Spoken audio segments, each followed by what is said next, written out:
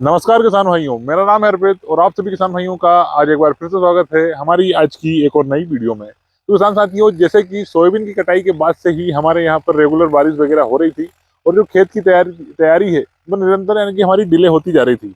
बाकी अभी हमने जो इस बार है गेहूं और चने के रकबे के हिसाब से अलग अलग तैयारी कर रहे हैं। जैसे कि जहाँ पर हमें चना बोना है उस खेत में हम प्लाऊ वगैरह करा रहे हैं, और जिन जगहों पर हमें गेहूं वगैरह की बोनी करनी है उन खेतों में हम नॉर्मल कल्टीवेटर या फिर तोता प्लाऊ वगैरह कर रहे हैं।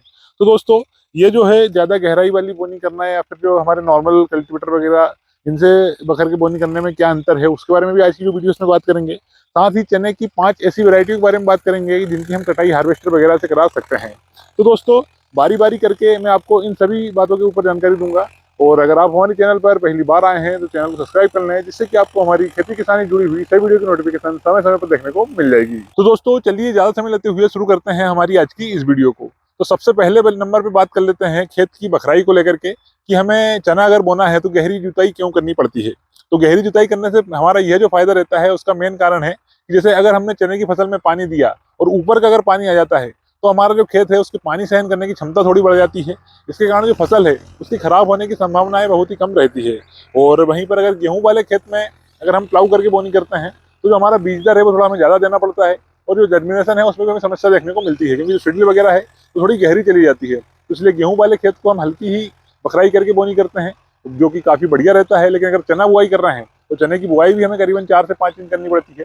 तो इस कारण से चने वाले खेत को अगर हम प्लाऊ करके बुआई करेंगे तो काफ़ी बढ़िया तरीके से हमें फायदा देखने को मिलता है। साथ ही जो बखरनी वाले खेत के मुकाबले जो प्लाऊ वाला खेत रहता है उसमें उमला वगैरह की समस्या भी बहुत ही कम देखने को मिलती है हमको हमारे यहाँ पर।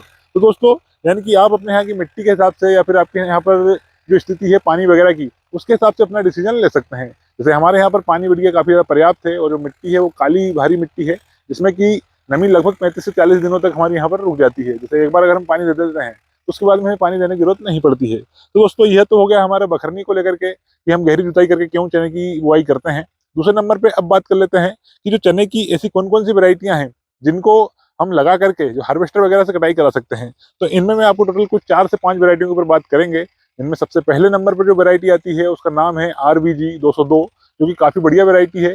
और अगर आप इसकी जो बुआई है वो नवंबर से लेकर के दिसंबर के पहले सप्ताह तक कर सकते हैं, कोई भी दिक्कत वाली बात नहीं है।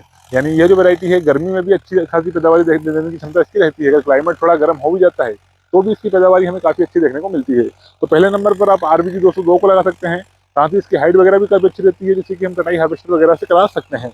इसी के साथ में दूसरे नंबर पर जो वैरायटी है उसका नाम है RBG की 204।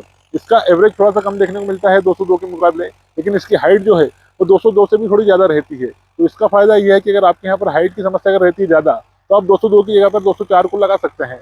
काफ़ी बढ़िया वैरायटी है। इसका जो एवरेज है वह 10 क्विंटल से लेकर के 12 क्विंटल प्रति एकड़ तक देखने को मिलता है। इसी के साथ में किसान भाइयों, तीसरे नंबर पर बात कर लेते हैं हमारी सबसे ज़्यादा चर्चित वैरायटी है जिसका नाम है पूसा मानव, जिसे कि हमारे किसान भाई चने की टॉप वैरायटी मानते हैं। और इसका जो एवरेज है वह भी काफ़ी बढ़िया देखने को मिलता है। यानी हमारे यहाँ पर 10 क्विंटल से लेकर के 14 क्विंटल प्रति एकड़ तक इसका एवरेज है। और यह जो वैरायटी है इसकी कटाई भी हम हार्वेस्टर वगैरह से करा सकते हैं। काफ़ी बढ़िया वैरायटी है, आप इसको भी लगा सकते हैं। 110 से 115 दिन में यह वैरायटी पक करके तैयार हो जाती है। और किसान भाइयों, इसी के साथ में चौथे नंबर की जो वैरायटी है उसका नाम है JG 24, जो कि काफ़ी बढ़िया वैरायटी है। और इसकी जो हाइट है यह भी लगभग हमारे यहाँ पर 202 के बराबर ही देखने को मिलती है। तो आप इस वैरायटी को भी लगा सकते हैं हार्वेस्टर कटाई के लिए। और इसका एवरेज जो है वो भी 10 क्विंटल से 14-15 क्विंटल प्रति एकड़ तक देखने को मिलता है। इसी के साथ में किसान भाइयों, अगर आप हार्वेस्टर से कटाई नहीं कराना चाहते हैं, तो जिसका अगर आप एवरेज भी काफ़ी बढ़िया देखना चाहते हैं, तो आप एक ऐसी वैरायटी है जिनको लगा सकते हैं, जिनमें एक है जाकी 9218 और दूसरी जो है हमारी JG की 36, जिसकी चनी आती है बारीक दाने की। इसका एवरेज 15 से 17 क्विंटल प्रति एकड़ तक देखने को मिलता है इन दोनों ही वैरायटियों का। तो अगर आप हार्वेस्टर की जगह हाथ से कटाई कराते हैं तो आप इन दोनों में किसी भी एक वैरायटी को ला सकते हैं, आपको काफ़ी बढ़िया इनकी उत्पादन देखने को मिलेगा। तो दोस्तों, हमारी जो वीडियो है वो निरंतर चने के ऊपर और गेहूं के ऊपर देखने को मिलेगी। अगर आप हमारी चैनल पर पहली बार आ रहे हैं तो चैनल को सब्सक्राइब कर लें, जिससे कि आपको इसी तरह के जो खेती किसानी जुड़े हुए कंटेंट है वो देखने को मिलेंगे। और अगर हमारी आज की जो वीडियो है उससे संबंधित अगर आपको कोई भी सवाल या सुझाव हो तो आप हमें जरूर कमेंट करिएगा। और मिलते हैं आपसे बहुत जल्द एक और नई वीडियो में एक और नई जानकारी के साथ में। तब तक के लिए जय जवान, जय किसान, जय विज्ञान, भारत माता की जय।